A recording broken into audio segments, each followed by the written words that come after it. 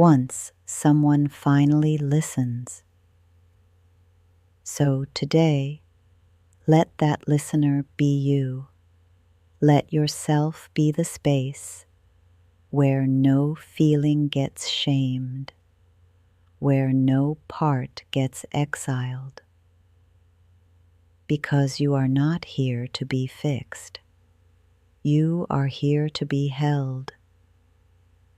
And if that truth stirred something in you, Pastor Zion is waiting at 11 a.m. He doesn't tiptoe around pain. He meets it with fire, scripture, and soul. Let him remind you that faith and healing can live in the same sentence, that you don't have to choose between belief and emotion. He'll carry this thread forward. You just have to show up. Same grace, same truth, different voice. Somewhere along the path, you learned to suppress your needs, not because they weren't real, but because they weren't safe. Maybe love was conditional.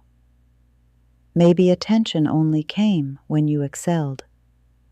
Maybe emotions were dismissed, mocked, or misunderstood. So you adapted. You became hyper-aware of others, but disconnected from yourself. You checked the temperature of every room before daring to speak your truth. It's not that you're needy. It's that your needs were never welcomed. And that wound runs deep. It shows up in your relationships, in your overthinking, in your overfunctioning. But just because they didn't know how to hold your needs doesn't mean your needs were wrong. You are allowed to want, to feel, to take up emotional space. Relearning that isn't weakness, it's revolution. Today, we begin that revolution by naming the silence you were forced to survive. You don't have to collapse to deserve care. You don't have to prove you're struggling enough before you ask for support. That belief that your pain must be dramatic to be valid was a lie handed to you by a world obsessed with productivity and performance. You're allowed to be tender. You're allowed to ask for help before you're in pieces. Support isn't a last resort. It's part of what keeps you whole. Let go of the pride that says you must do it all alone. Let go of the fear that someone will think you're weak. There is strength in interdependence. There is wisdom in asking before you break. You are not a burden. You are a being worthy of gentleness. And every time you reach out, you rewrite the script that said silence was your only option. Disappointment is not petty. It's not dramatic. It's not weakness. It's a sign you were honest about your hopes and something didn't meet them. Maybe it was a friend who didn't show up, a parent who stayed emotionally distant, a partner who couldn't hold your truth. Disappointment lives in that quiet gap between what you longed for and what you received. It deserves to be felt, not rushed, not minimized, not swallowed in the name of maturity. You don't have to slap gratitude on a moment that let you down. You're allowed to grieve the version of love you were hoping for. Naming your disappointment doesn't make you ungrateful. It makes you human. So name it, and in naming it, you give your heart permission to heal honestly. They taught you to be selfless, to put others first, to sacrifice your feelings for peace. But in that script, you disappeared, and now it's time to return to yourself.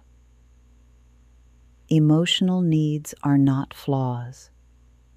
They're signals, requests for connection, indicators that something sacred in you is calling out. Wanting to be seen is not needy. Wanting to feel safe is not dramatic. Wanting to matter is not selfish. You are not too much. You are not an inconvenience. You're a whole person with a nervous system, a heart, a longing to be known. You don't need to earn emotional support through perfection or performance. You're worthy of it because you exist. Repeat that to yourself until the lie unravels. You've been told directly or indirectly, that your emotions are too much, too messy, too disruptive. So you stuffed them down. You made yourself small. You learned how to cry silently, how to nod when you wanted to scream. But your feelings are not flaws. They're not problems to solve. They are data. They are signals. They are sacred. You don't need to sanitize your sadness or shrink your anger into politeness. You are not an inconvenience for having a nervous system that reacts to pain, to joy, to confusion. The people who made you feel too much were often not equipped to hold their own feelings, let alone yours. That's not your fault, and it's not your burden to carry. Your emotional world is rich. It's intelligent. It's honest. Let it breathe. There is space for your feelings here, all of them. You don't have to justify your healing. You don't need to explain your boundaries. You don't owe anyone a PowerPoint presentation about why you're different now. Growth can be quiet. Healing can be personal. Transformation doesn't need a witness to be real. Let people think what they want. Let them create their own narratives. You don't exist to make everyone comfortable with the version of you that's finally telling the truth. You're allowed to change without asking for permission.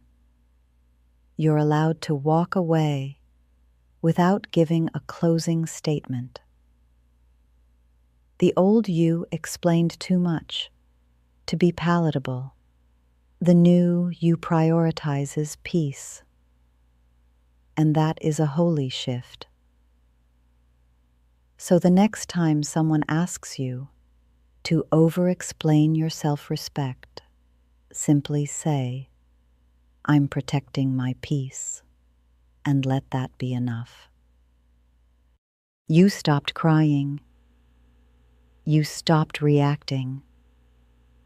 You started saying, "It doesn't bother me anymore." But numb isn't the same as healed. It's just quieter pain.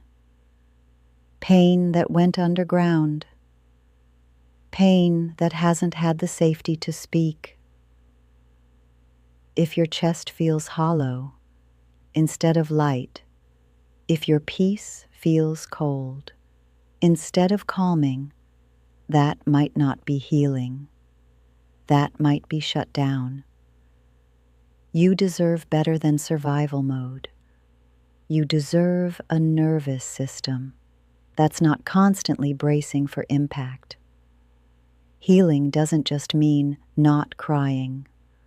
It means feeling safe to feel. It means joy can live in your body without guilt. It means you can laugh again without waiting for the crash. So don't stop at numb. That's not your final destination. You're allowed to feel again, fully, freely, without fear. They told you to be grateful, to settle, to accept that this barely functioning life was good enough. But you were not born for burnout. You were not created to just get through it. You're allowed to want joy, not just relief, love, not just tolerance, peace, not just distraction. Asking for more isn't entitlement. It's alignment. It's you realizing that survival is the floor, not the ceiling. There's no gold medal for suffering in silence. There's no award for staying in places that drain your spirit. Wanting to thrive is not selfish. It's sacred. So, if you've been whispering, "There has to be more than this," you're right. There is. And you're allowed to want it. You're allowed to reach for it. You're allowed to build it. There are needs you've buried, thirsts you've silenced, parts of yourself you pushed aside because someone once made them feel wrong. The need to be heard, the need to rest, the need to be nurtured, to be held without earning it, to be soft without apologizing for it. You were taught that certain needs were too much, that they'd make you needy, dramatic, selfish. But that was never true. They were just uncomfortable with your fullness. So you shrank. You internalized guilt for having normal human emotions. You mastered self-denial like it was a survival skill. But hear this, you don't have to abandon your needs to be worthy of love. Your need for tenderness, your need for consistency, your need for safety, they are not burdens, they are birthrights. So today, tend to them gently, patiently, like a garden that's been left too long without sunlight. Start watering the parts of you that have waited in silence. They're ready to grow. Your inner critic isn't your true voice, that harsh voice in your head. the one that calls you lazy, unworthy, not enough, that's not your intuition. That's not your truth. That's a recording, a loop, a ghost of someone else's fear. You weren't born doubting your value. You learned to. Somewhere between criticism and rejection, you started mistaking that voice for your own. But your true self speaks in a different tone, softer, wiser, kinder. It says, "You're doing your best. You're allowed to rest. You are lovable even when you're not productive." That inner critic, it's trying to keep you safe by keeping you small.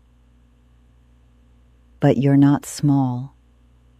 You're expansive. You're evolving. So when that voice gets loud, don't fight it. Just pause, breathe, and ask, "Who taught me this?" Then return to the truth. And the truth is, you are already enough as you are. If they make you feel guilty for needing reassurance, for wanting clarity, for asking for time or space or truth, that's not love. That's manipulation. Your needs are not flaws. They are clues, indicators of your emotional reality. And in the right relationships, you won't be punished for expressing them. You won't be labeled dramatic for naming what's hurting. You won't be ghosted for asking for depth. The right people will say, "Thank you for telling me," not "You're too much." You've been taught to shrink, to second guess, to delay your truth for someone else's comfort. But now you're rewriting that script. You're reclaiming your emotional needs as sacred, valid, and worth honoring. Anyone who requires your silence to love you doesn't truly love you. So let your needs rise. Let them be heard. And trust the ones who stay are the ones who can hold all of you. They think because you're kind, you'll bend. Because you're patient, you'll stay past your breaking point. Because you love deeply, you'll tolerate anything. But there's a difference between love and self-abandonment, between understanding and over-functioning. You can be soft and still say no. You can be compassionate and still walk away. You can be gentle and still have unshakable standards. Being a good person doesn't mean being a doormat. Your softness is a gift, but it is not a pass for people to treat you poorly. So say it out loud. My boundaries are not up for debate. My time is valuable. My love is precious. The right ones won't ask you to trade your self-respect for their convenience. They'll meet you with honor. And if they don't, you already know what to do. You've learned to survive on scraps. emotionally, energetically, relationally. You've mastered the art of making do with the bare minimum, and you've convinced yourself maybe this is all there is. Maybe this is what love looks like. But it's not. And deep down, you know that. You're allowed to ask for more. More presence, more reciprocity, more truth, more safety. You are not too much for wanting depth. You are not greedy for craving emotional clarity. You are not difficult for needing consistent care. The bar has been set low for so long, you forgot what high standards feel like. But here's your reminder. You were never meant to beg for the bare minimum. You are worthy of abundance, in love, in attention, in support. So let this be the moment you stop making excuses for people who can't meet you. You are not asking for too much. You're asking the wrong people. They told you your feelings were excessive. Your empathy made you fragile. Your tears made you unstable. So you learned to hide it, to toughen up, to numb down. But let me offer another truth. Your sensitivity is sacred. It's not a flaw. It's your gift. You notice what others miss. You feel the undercurrents in a room.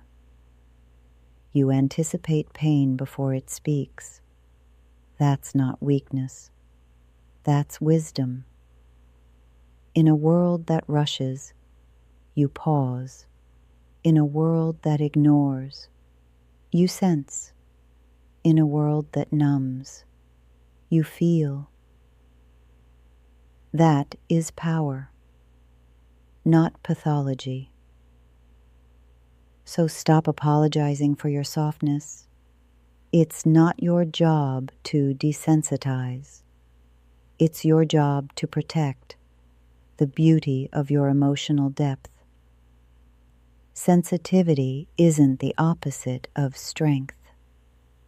It's the proof of it. And the right people will never use it against you.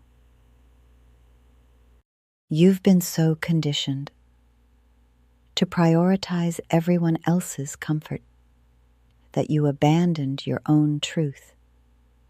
You said yes when your soul said no. You smiled when your spirit cracked. You silenced your ache because someone else needed you quiet. But what happens to the parts of you that never get voiced? What happens to the needs you constantly override? They don't disappear. They turn inward, into resentment, into burnout, into disconnection from self. That's the cost of emotional self-abandonment. But you don't have to live like that anymore. Today, you get to reclaim your emotional center. You get to pause and ask, what do I feel? What do I need? What boundary have I ignored? You get to listen to the parts of you that whisper, the ones that never got airtime. You are not too much. You are not selfish. You are not broken. You are coming home to yourself, and that home is sacred. Never silence it again. Some days you'll feel light, clear, strong. Other days the weight returns without warning. That doesn't mean you're failing. It means you're human. Healing doesn't happen in straight lines. It spirals. It loops. It revisits. You might think, I already healed this. But suddenly the wound is raw again. That's not regression. It's deepening. It's your system showing you another layer ready for love. You're not starting over. You're moving forward with more awareness this time. So offer yourself grace on the hard days. Celebrate the gentle days and trust. Both are valid. Both are progress. You are not broken. You are breaking open. And everything opening is an invitation to meet yourself with compassion. Somewhere along the way, you internalized the lie that you're too complicated to love, too emotional, too intense, too much. But what if that wasn't truth? Just poor translation? What if your depth was simply foreign to those who only swim in shallow waters? You've been misunderstood, not unlovable, misread, not broken. Your complexity isn't a curse. It's a symphony of insight, intuition, and soul. You ask the questions that matter. You feel the things others ignore. You seek connection, not performance. That doesn't make you difficult. It makes you discerning. The right people will recognize your rhythm. They'll lean in, not away. They won't ask you to shrink. They'll expand to meet you. So stop twisting yourself into shapes to fit where you were never meant to be. You are not hard to love. You just haven't been fully seen. Your mind might forget, but your body never does. The tension in your shoulders, the clench in your jaw, the flutter in your stomach. These aren't random. They're messages, echoes of experiences. Your nervous system survived. Sometimes healing begins, not with logic, but with listening. To the sigh when you finally rest, to the ache when something feels wrong, to the calm when something feels right. Your body is wise. It has been storing truths you weren't ready to name, but you're ready now, ready to ask, what are you trying to tell me? Ready to offer safety to the parts of you that have been on high alert for years. Trust what you feel, not just in your head, but in your chest, your gut, your breath. Healing is remembering and your body is the first witness. You've spent so long trying to be strong, trying to be independent, trying to not need too much, that you forgot emotional safety is not a luxury. It's a need. You deserve to be somewhere where your nervous system can exhale, where your feelings aren't just tolerated, they're welcomed. You're allowed to ask, am I safe here? Can I be soft here? Can I be real here? The spaces that demand your silence in exchange for connection are not safe. They're survival zones, and you've outgrown them. You need warmth. You need presence. You need truth without punishment. These aren't weaknesses, they're birthrights. So if a place, person, or pattern doesn't honor your wholeness, you're allowed to walk away. Let your next chapter be the one where you stop negotiating for crumbs of comfort and start choosing spaces that feel like oxygen. You've treated yourself like a puzzle, like a problem to fix, like you're broken because you feel deeply, because you still ache. But your emotions are not defects. Your processing is not a glitch. You are not a malfunction. You are a being with layers, with stories, with depth. Stop asking, what's wrong with me? And start asking, what happened to me? What have I survived? This is the shift from pathology to compassion, from diagnosis to dignity. You are not